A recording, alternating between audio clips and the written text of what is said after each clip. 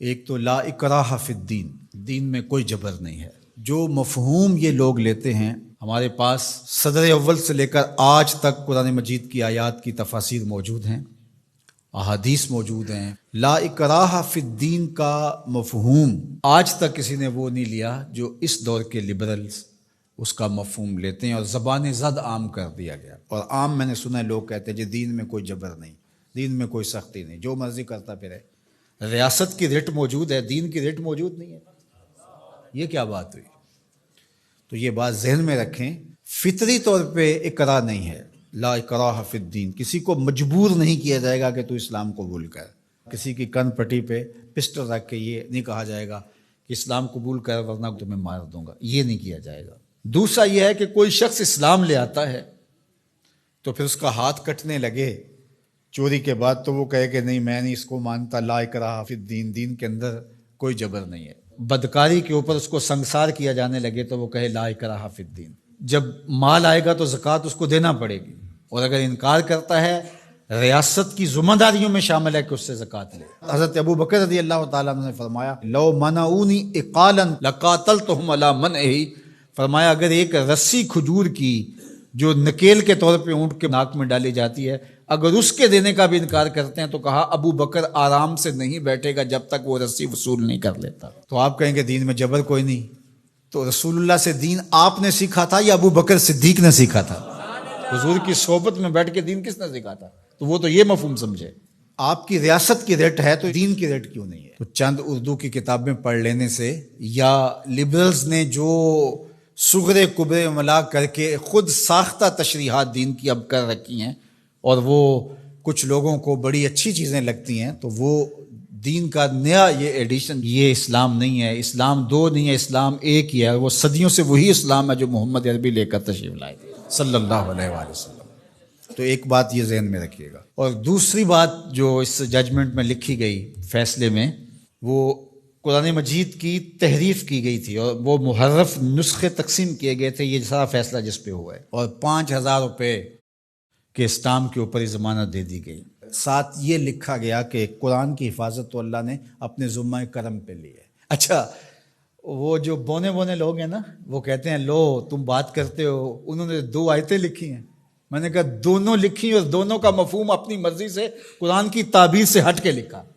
آیت لکھی انا نحن نزلنا الذکر و انا لہ لحافظون، اس کو ضمانت دے دی جس نے جو ہے وہ قرآن مجید کا مفہوم بدل کے کتاب چھاپی۔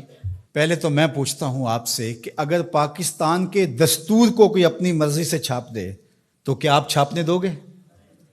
آپ اجازت دو گے؟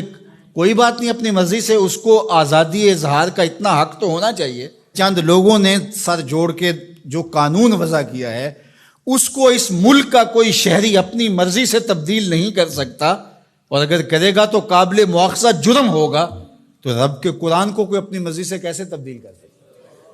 اور پھر یہ کہا جائے کہ اللہ نے قرآن کی حفاظت اپنے ذمہ لی ہے، آپ خام خواہ کی ٹینشن کیوں لے رہے ہیں؟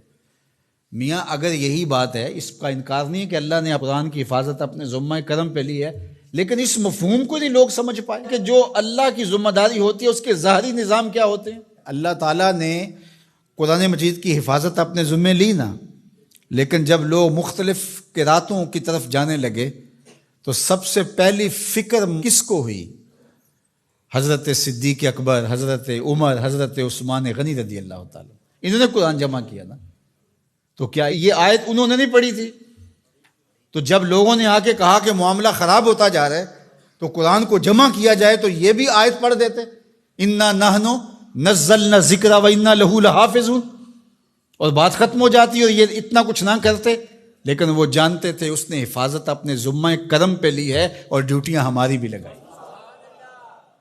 تو اللہ تعالیٰ جل شانہ کا نظام ہے، اور اس نظام کی ظاہری تنفیذ کے لیے ہوگا کچھ نہیں قرآن مجید کو، لیکن ہمارا امتحان ہے کہ تم نے کیا کیا۔ اور یہ آیت لکھ کر کے ایک اعلیٰ عدالت کے جج کے فہم اور دانش اور ان کی عقل اور ان کے دراک کو داد دینے کو جی چاہتا ہے۔ کتنے سادہ لوگ ہیں، اور قرآن مجید کی 2 آیات لکھی ہے، اس کا جو مفہوم تھا بالکل اس کے ہٹ کے استشہاد کیا۔ اور ختم نبوت کا مسئلہ کوئی عام مسئلہ نہیں ہے، اس لیے ہمارے ذمہ داران کو سوچنا چاہیے، اس وقت ملک میں جو سیاسی عدم استحکام ہے، معاشی بحرانوں میں ہم دبے ہوئے ہیں، تمہاری عدالتوں پہ پہلے کس کو اعتبار ہے؟ ذرا آ کے مخلوق میں بیٹھ کے ان کی باتیں تو سنو، تمہارے بارے میں یہ سوچتے کیا ہیں؟ اور تم اب مذہبی ایشوز کو چھیڑ رہے ہو، اور پھر شریعت کورٹ موجود ہے، یہ فیصلے ان کو دو تاکہ وہ صحیح طریقے کے ساتھ ان فیصلوں کو نپٹائیں۔ ہر چیز اپنے ذمے لے لینا اور پھر تماشا بن جانا جس طرف ملک کو لے جایا جا رہا ہے۔ کچھ لوگ تو یہ کہہ رہے ہیں کہ کچھ عالمی سازشوں کے ڈانڈے اس سے ملتے ہیں۔ میں سمجھتا ہوں کہ عالمی دسیسہ کاروں کو کچھ کرنے کی ضرورت ہی نہیں ہوتی ہے، ہماری حماقتیں ہی کافی ہیں ان چیزوں کو کرنے کے لیے۔ تو اللہ تعالیٰ جل شانہ حفاظت فرمائے اور اس وطن کی خیر فرمائے۔